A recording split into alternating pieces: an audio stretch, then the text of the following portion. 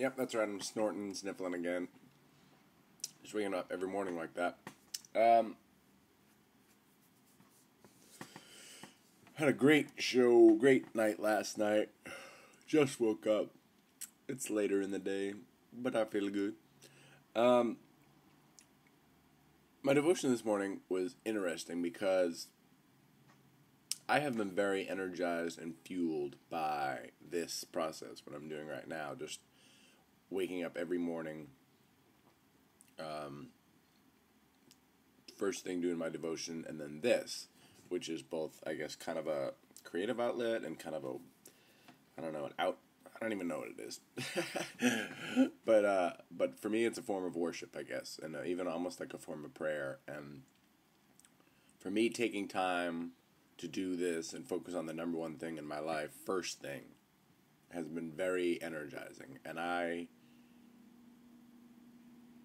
the way I'm looking at it is that by doing this, by doing the most important thing and offering up the first fruits of my labor to Him, He is giving me just a towering amount of energy and ideas, and this has been one of the longest periods of like pretty intense activity for me on my own when I'm not working for somebody else. I can crank when I'm working for somebody else, but working for myself right now for nothing, no money, and it has just been like opportunity after opportunity, and like separate groups of people coming to me with stuff. And my devotion this morning was kind of a warning.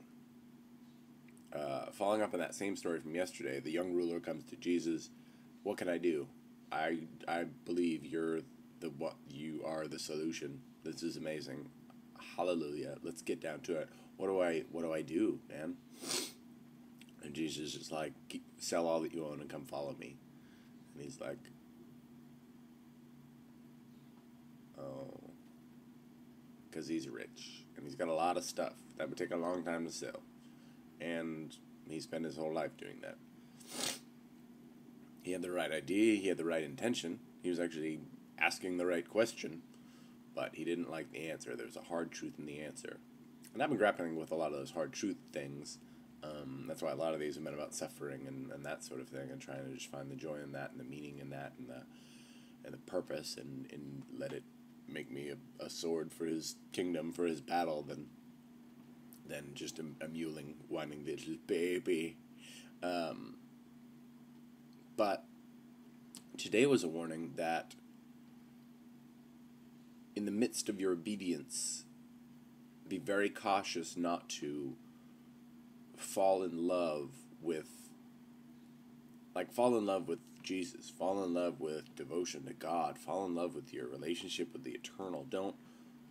Not the last one. See? Don't fall in love with your relationship with the eternal. Fall in love with God. Fall in love with Jesus. Fall in love with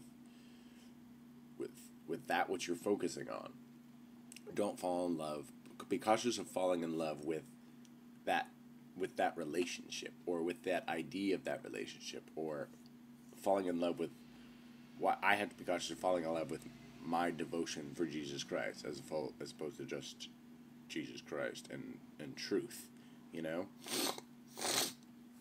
because there's a certain self-aggrandizing streak, I'm sure, that still courses through my veins, and I definitely know in the realms of when people are trying to winnow out the truth, or winnow down, or whatever, get the truth about that which stretches beyond this realm, that it's an easy thing sometimes to kind of fall in love with the idea of it, or the idea that you are pursuing that which transcends existence. But it's the thing. It is the thing itself. It is that the pursuit is part of your journey, but don't fall in love with that. Don't follow your pursuit, because ultimately, if I try to track my own journey, I'm gonna loop back on myself, and I'm getting nowhere. I still have to keep my eyes on the prize, so to speak, and head towards that. And that's what this has been about. But today I just felt like I got a word of caution. Don't fall in love with this what I'm doing right here. Don't fall in love with praise and worship, which I sometimes do. Especially singing songs, singing like gospel songs. Oh man, I love it. Like if I go to the weekly gathering that some call church on Sundays, and I miss, we stop and grab coffee or something, and I miss a tune or two to sing. Oh, I get all bummed out. I'm like, ugh, because I'm a little overly attached to that. Just I love it. It fuels me, man. It's so fun to sing your face off with no shame, like you're singing in the shower because you're singing for the greatest purpose ever. And there's a lot of language in the Bible too about like that we'll be doing quite a bit of worship in heaven.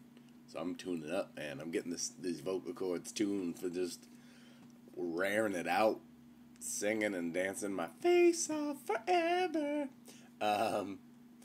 But not even that. But you know what I mean. But to keep that also in its proper perspective. No, I'm here for him, and I'm here for him to teach me, and I'm here to just twin myself to him. So that's my note of the day.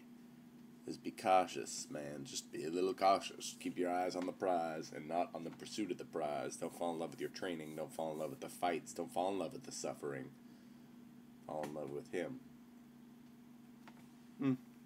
So, that's me. Looking out.